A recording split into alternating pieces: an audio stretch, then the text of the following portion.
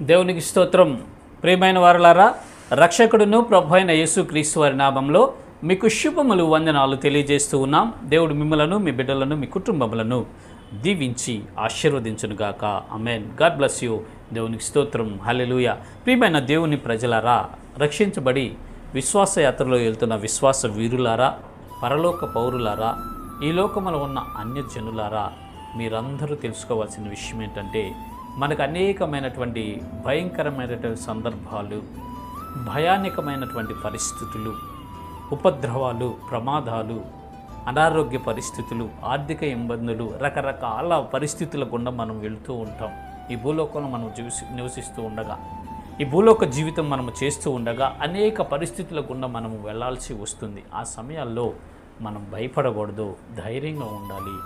మన దేవుడే మనల్ని రక్షించి, మన బలపరిచి, మన ప్రతి అవసరమును ఆయన తీరుస్తాడు అని ఆయన వాగ్దానం చేస్తున్నాడండి.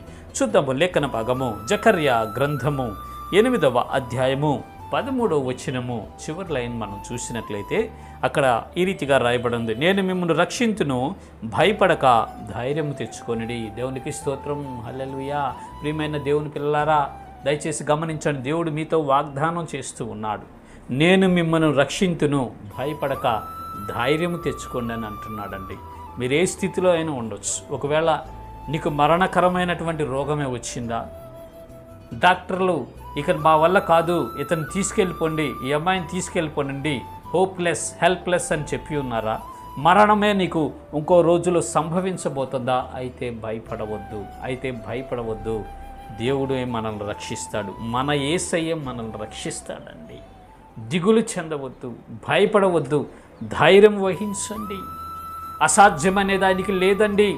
సమస్తమును ఆయన సాధ్యం చేయగలిగినటువంటి దేవుడు. మరణించిన వారిని సైతం లేవనెత్తినటువంటి దేవుడు, సముద్రాన్ని చీల్చివేసినటువంటి దేవుడు, బండను చీల్చి నీటిని పంపించినటువంటి దేవుడు, సమాధి చేయబడిన వారిని సైతం లేవనెత్తినటువంటి దేవుడిని మనము కలిగి ఉన్నాం. ప్రియమైన ప్రజలారా, ఓ సహోదరి, సహోదరుడా, నీ కుటుంబంలో, నీ జీవితంలో, మీకు తెలిసిన బంధువుల్లో మీకే మరణకరమైన వ్యాధితో నువ్వు బాధపడుతున్నావా? అయితే దేవుడు నీతో మాట్లాడుతున్నాడు. భయపడవద్దు. ధైర్యం వహించండి. యేసు క్రీస్తు ప్రభు వారి యందు విశ్వాసం ఉంచండి. ఆయనకు ప్రార్థన చేయండి.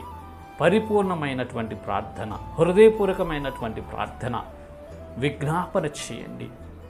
ఆయనను వేడుకోనండి, ఆయనను బ్రతిమలాడండి. ఆయన మీకు సహాయం చేస్తానని వాగ్దానం చేస్తున్నాడు. ప్రియమైన దేవుని పిల్లలారా, ఒకవేళ నువ్వు అప్పుల ఊబిలో దిగజారిపోయి ఉన్నావా? అప్పుల ఊబిలో నువ్వు కూరుకుపోయి లేవలేని స్థితిలో ఉండి ఆత్మహత్య చేసుకుందామని ఆలోచన చేస్తూ ఉన్నావా? ప్రియ సహోదరుడా, సహోదరి, అయితే దేవుడు నీతో మాట్లాడుతున్నాడు. భయపడవద్దు, దిగులు పడవద్దు. దేవుడు నీకు సహాయం చేస్తాడు. దేవుడు నిన్ను ఆదుకుంటాడు. దేవుడు నిన్ను నిలబెడతాడు. నువ్వు ఎక్కడైతే అవమాన భరితుడు అయ్యావో, ఎక్కడైతే నీ పరువంతా పోయిందో, ఎక్కడైతే నీవు అవమానాలతో వేధించబడుతున్నావో, వారి కళ్ళ ఎదుటే నిన్ను గొప్ప చేస్తాడు దేవుడు. విశ్వాసం ఉంచండి. ఆయనకు ప్రార్థన చేయండి. ఈ దినము మీతో వాగ్దానం చేస్తున్నాడు దేవుడు. భయపడవద్దు, నేను మిమ్మల్ని రక్షిస్తాను అని చెప్తున్నాడండి. నీది ఏ పరిస్థితి అయినా కావచ్చు, నువ్వు ఏ సిచ్యువేషన్లో అయినా ఉండొచ్చు, నీ స్వయంకృత అపరాధం వల్ల నువ్వు పడిపోయి ఉండొచ్చు, లేదా యాక్సిడెంటల్గా నీకు జరిగి ఉండొచ్చు, లేదా ఇతరుల వల్ల నీకు ఒక నష్టం, ఒక అనర్థం, ఒక కష్టం కలిగి ఉండొచ్చు. సహోదరుడా, సహోదరి, అయితే దేవుడికి నీకు ఒక వాగ్దానం చేస్తున్నాడు. భయపడవద్దు, ధైర్యముగా ఉండండి. ఆయన మిమ్మల్ని రక్షిస్తాడు. ఆయన మిమ్మల్ని సహాయం చేస్తాడు.